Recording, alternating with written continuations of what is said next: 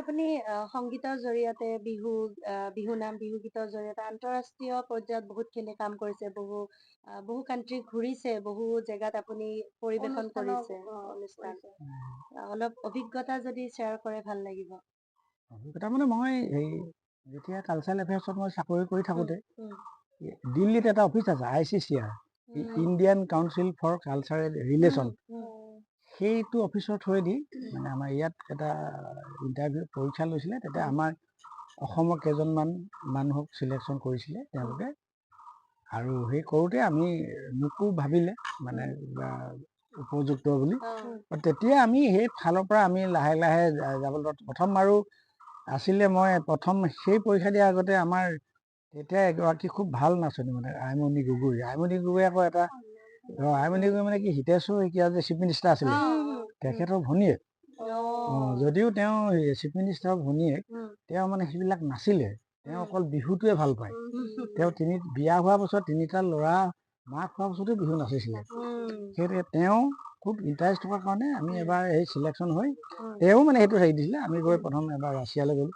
তাৰ পাছৰ ডোখৰত আমি গ'লোঁ, লণ্ডন গ'লোঁ, মৰিচাছ, ফ্ৰান্স, তাৰপৰা চেকোস্লোভাকিয়া, এনেকৈ থাইলেণ্ড, কম্বোডিয়া, এনেকৈ বহুত দেশলৈ গ'লোঁ। আৰু এইকাৰণে মানে বিহুটোৰ কাৰণে মই যাবলৈ পালোঁ। আৰু সেইকাৰণে মই এতিয়া কিছুমান কৰ্মশালা গ'লেও কওঁ যে যদি কিবা এটা সুন্দৰকৈ বস্তু শিকে, হয়তো মই শিকিছোঁ বুলি কোৱা নাই, কিন্তু মোক হয়তো ভগৱানে বহুত সহায় কৰিছে, আশীৰ্বাদ কৰাৰ কাৰণে মই ঘূৰিবলৈ পাইছোঁ। কিন্তু আজি চাম ল'ৰাকো মই কৈছোঁ যে যদি এইটো ভালদৰে শিকা যায়, মানে হয়তো আজি মই দুখীয়া গাঁৱলীয়া ঘৰৰ ল'ৰা এটা, আজি সেই তেওঁলোকৰ জহতে মই গোটেই পৃথিৱীখন চাব পাৰিছোঁ, হয় নহয়?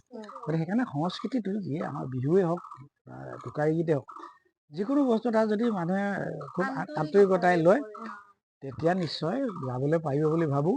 আৰু হয়তো সেইটো জহতে মোৰ কপালে টানিলে মই ঘূৰি মেলি আহিলোঁ। আৰু সেইটোৱে নহয় যে আমাৰ অসমীয়া সংস্কৃতি বিহুটো য'লৈ গৈছোঁ ভাষা বুজি নাপাব পাৰে, ঢোলৰ চাপৰটো শুনিলে কিন্তু সকলো মানুহে এপাক নাচিব ভাল পায়, হয়নে? বাহিৰত বিহু এটা মাদকতাটো বেলেগ হৈ যায়। সেই ঢোলৰ মানে গুমগুমনি চাপৰটোত মানে মানুহৰ নাচ বুজি নাপালেও হৈ যায়। সেইটো কাৰণে আমি গৌৰৱ কৰোঁ ন নিজৰ বিহু। বাকী ককাইদেউ, আপুনি এখন বিৰাট ধুনীয়া গামোচা লৈ আছে, ডিঙিত দেখা পাইছোঁ। কিন্তু আমি কিছুমান গামোচাত দেখা পাওঁ দুইফালে ফুল থাকে। আপুনি লোৱা গামোচাখনত এটা চাইডে ফুল আছে আৰু এটা চাইড আঁচু বুলি কয় ন? সেইটো এটা কথা একেবাৰে সঁচা কথা। আমাৰ আচল গামোচা এইখনে, মানে এফালে ফুল থাকে, এফালে আঁচু থাকে। সেই গামোচাখনে লৈ আমাৰ গাঁৱৰ বুঢ়াসকলে বা হেৰিসকলে নামঘৰ হওক বা মন্দিৰ যি কওক, এইখন আচল অসমীয়া গামোচা আমাৰ এইখনে। আৰু এই গামোচাখনতহে গাম্ভীৰ্যতা আছে। আজিকালি যিটো মানে একদম ফুল সেইটো বাৰু আজিকালি বেপাৰ বাণিজ্যৰ কাৰণে বনাইছে বুলি ভাবিছোঁ, সেইটো ক'বলৈ মই নাযাওঁ। কিন্তু একজেক্টলি আমাৰ অসমীয়া গামোচা বুলি ক'লে আমাৰ নিয়ম কানুন, আমাৰ বিহুৱে হওক বা আমাৰ কিবা সকাম চকামেই হওক, গাঁৱৰ আমাৰ উজনি অসমত সকাম বুলি কয়, যেনেকে এইফালে শ্ৰাদ্ধ বুলি কয়। গতিকে সেইবিলাকত কিন্তু আমাৰ এইখন গামোচাই সাধাৰণতে ব্যৱহাৰ কৰে। আৰু অসমীয়া গামোচা বুলি ক'লে তেহানিত নপা আমাৰ এই গামোচাখনে এফালে ফুল এফালে আঁচু, দুইফালে ফুল থকা জাক জমকীয়া, সেইখন আমাৰ আচল গামোচা নহয় বুলি কয়। তাৰমানে আমাৰ বুঢ়াসকলেও কৈছিলে এইখন আচল গামোচা নহয়, এইখনে।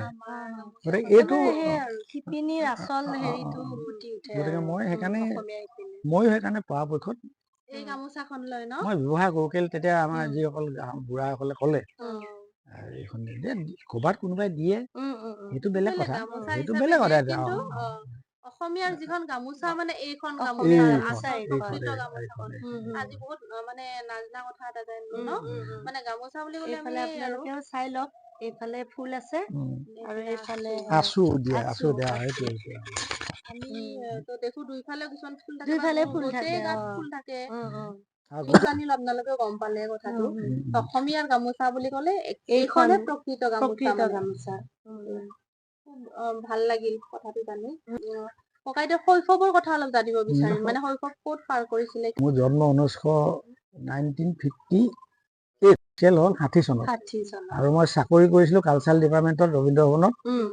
ৰিটায়াৰ হলো মই 20 চনত সেইটোৱে কথা মই 1975 চনত মেট্ৰিক পাছ কৰিছিলো সৰুখিনি গাঁৱত আৰু হাল বাইছিলো গৰু চৰাইছিলো সেইবোৰ আমাৰ যিখিনি গাঁৱলীয়া হেৰি আৰু তেতিয়াই আমি লগৰীয়াসকলত সেইকাৰণে হুঁচৰি গাবলৈ যাওঁ যে সৰু তাৰ চেলেংখনি বৈ দিয়া সৰু ভনী হুঁচৰি গাবলৈ যাওঁ লগৰীয়া আগতে লগৰীয়া আছিলে দেই মাজতে মই অলপ মানুহে মই ক'লো যে গোবিন্দ দাইৰাম সোমাব নালাগে গোবিন্দ দাইৰামটো কিয় নাই মই কওঁ স্বৰ্গদেউ ৰুদ্ৰসিংহই যেতিয়া ৰংঘৰ আমাৰ বিহুটোক অসমৰ জাতীয় উৎসৱ বুলি স্বীকৃতি দিলে তেওঁ ভাবিছিলে বিহুটো জাতীয় উৎসৱ হৈ থাকক সেইটো মানে কোনো ধৰ্মীয় নহওক তাৰমানে তাত ধৰ্মৰ প্ৰভাৱ পৰিব নালাগে মানে অসমীয়া বুলি ক'লে সি হিন্দু হওক মুছলিম হওক খ্ৰীষ্টিয়ান হওক সকলোৱে মিলি বিহু নচা নাচনীজনী বিহু নাচনী আৰু ঢোল বজালাটো বিহু ঢুলীয়া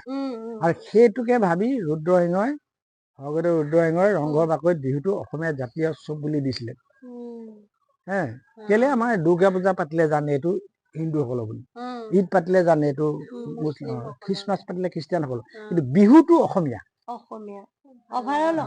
বিহুটো অসমীয়া যিকোনো ধৰ্মই নহওক বিহুৱা ল'ৰাটো বিহুৱা ডেকা আৰু নাচনী যদি বিহুৱা নাচনী তাত ধৰ্মৰ কথা নাই সেইকাৰণে ৰজাই স্বৰ্গদেউ ৰুদ্ৰসিংহই বৰ মানে খুব বহল মনোভাৱেৰে ভাবি এই বিহুটো অসমীয়া জাতীয় উৎসৱ বুলি স্বীকৃতি দিছিলে আৰু সেইকাৰণে আমাৰ সেইফালে যেতিয়া আমি হুঁচৰি গাইছিলে সাধাৰণতে আমাৰ গোবিন্দ দাইৰাম বা কিবা এইবিলাক ব্যৱহাৰ কৰা নাছিলে কেলে নাছিলে ধৰ্মটো বেলেগ মই কৈছো ধৰ্মটো বেলেগ আউনীআটী সত্ৰত শৰণ লোৱা প্ৰথম আহোম স্বৰ্গদেউ হ'ল জয়ধ্বজ সিংহ তেওঁ আনুষ্ঠানিকভাৱে শৰণ লৈছিলে আউনীআটী সত্ৰ আউনীআটী কেলে লৈছিলে আউনী পাণ দেখিছা নাই আউনী পাণ নাই দেখা আউনী পাণ বুলি কয় সেইটো মানে উজনি অসমত বেছি থাকে দেই আউনী পাণটো তেওঁ তেতিয়া এই পাণৰ হেৰি নাই আউনী পাণ আৰু তামোলে লৈ গোঁসাইৰ ওচৰত শৰণ লৈছিলেগে স্বৰ্গদেউ জয়ধ্বজ সিংহই আহোম ৰজা প্ৰথম শৰণ লৈছিলে গোঁসাইৰ ওচৰত সেই আউনী পাণে শৰণ লোৱাৰ কাৰণে আউনী পাণ যিটো ঢাপৰ পৰা ছিঙি নিছিলে সেই ঢাপটোতে স্বৰ্গদেউ জয়ধ্বজ সিংহই সত্ৰটো বনাই দিলে সত্ৰখন সেই সত্ৰখন বনাই কাৰণে আউনী পাণে সেইকাৰণে আউনীআটী সত্ৰ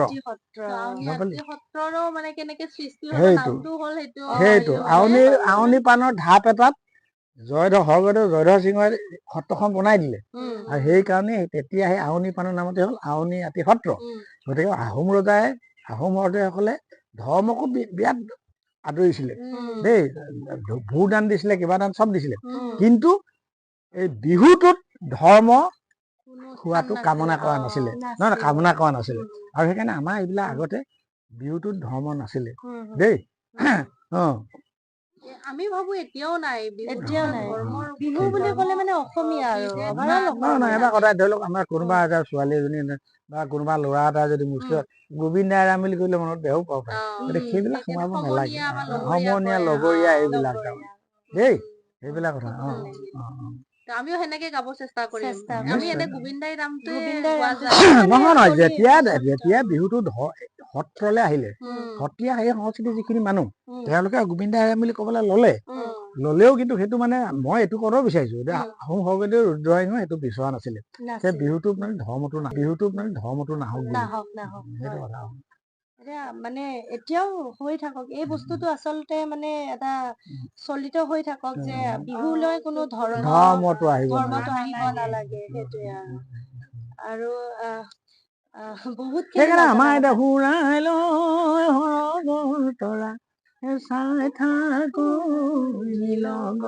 পৰা এই ধৰণে গাইছিলে আৰু যেতিয়া বিহুটো শেষ হয় হৰিধন দিছিলে ঘোষা বা পদ গোৱা নাছিলে লাই মাজে মাজে লফা ডালি ডালি তাৰ মাজত খুতুৰা শুন শাক মূৰৰ চুলি চিঙি আশীৰ্বাদ কৰিছো গৃহস্থ কুশলে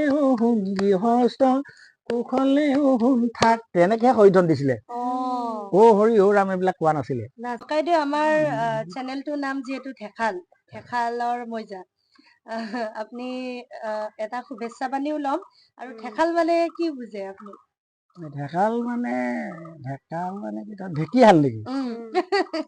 ঢেকাল নে এনে নহয় এনে কেতিয়াবা যিহেতু মইতো কালচাৰেল এফেয়াৰ্চৰ ৰবীন্দ্ৰনাথ চাকৰি কৰাটো নলবাৰী বৰপেটা এইবোৰ আছেতো কিছুমান কথা কৈ থাকিলে অনুমান কৰো গম পাইছে কিন্তু বহুতে গম নাপায় বুজি নাপায় কিন্তু আমাৰ মানে নাই তেনেকুৱা ঘটনা হৈছে আগতে মই যেতিয়া মানে হেৰিত আছিলো এই আমাৰ নকাকো হাই স্কুলত মই প্ৰথম চাকৰি কৰিছিলো তাৰপিছতে কালচাৰেল এফেয়াৰ্চত কৰিছো বিয়া এখন খাবলৈ গৈছিলো সৰ্থেবাৰীত সৰ্থেবাৰীত মানে তেওঁ মাষ্টৰ আছিলে ডেকা লেখে তাত বহি আছো মাকে ক'লে বাবা লান্দুৰ পাৰি মোক চোৱা মই বোলো কি হ'ল লান মানে বৰপেটা ফালে কুঁৱা লান্দৰ পাৰে মোক চা মানে গামোচা তাৰমানে কুঁৱাৰ পাৰত গামোচা থৈছে মোক গা ধুব কৈছে লান্দৰ পাৰে মানে লান মানে কুঁৱা দাঁতিত মানে এইবিলাক কথা কৈ ভাষাটোহে কৈছো সেইবিলাক হেৰি দেখি তাৰপিছত সেই লান্দৰ পাৰে মুখচা লান মানে কুঁৱা মুখচা মানে গামোচা তেনেকুৱা ধৰণৰ নলবৰীয়া ঢেৰ আছে যে আমাৰ কিছুমান নলবৰীয়া হেৰি মানে অলপ গম পাওঁ আৰু বেছি নাপাওঁ আৰু কিবা ৰসাল অভিজ্ঞতা আছে নেকি? তেনেকুৱা অভিজ্ঞতা ঢেৰ আমাৰতো জীৱনত অভিজ্ঞতা আমিতো এতিয়া দেশ বিদেশ ঢেৰ ঘূৰিলো মই কালচাৰেল এফেয়াৰ্চত চাকৰি কৰাৰ পৰা আদি কৰি মানে গীত মাত কৰিবলৈ আজি মানে বিহু বা টোকাৰী গীতক লৈ ভগৱানৰ কৃপাত আজি মই যাবলৈ কোনো এখন কাণ্ট্ৰিয়ে নাই মানে আমেৰিকা যোৱা নাই লণ্ডন ছুইজাৰলেণ্ড ফ্ৰান্স মৰিচাছ কম্বোডিয়া আমাৰ থাইলেণ্ড গোটেই কেইখন দেশ এইবিলাক অকল সংগীতৰ কাৰণে ঘূৰিছো অকল বিহুটো সেইকাৰণে মই বিহুটো হৃদয়ে ভাল পাওঁ এই বিহুটোৰ কাৰণে আজি মই গোটেই দেশ বিদেশ চাব পাৰিছো আপোনাকো বহুত কিবা কিবি দিছে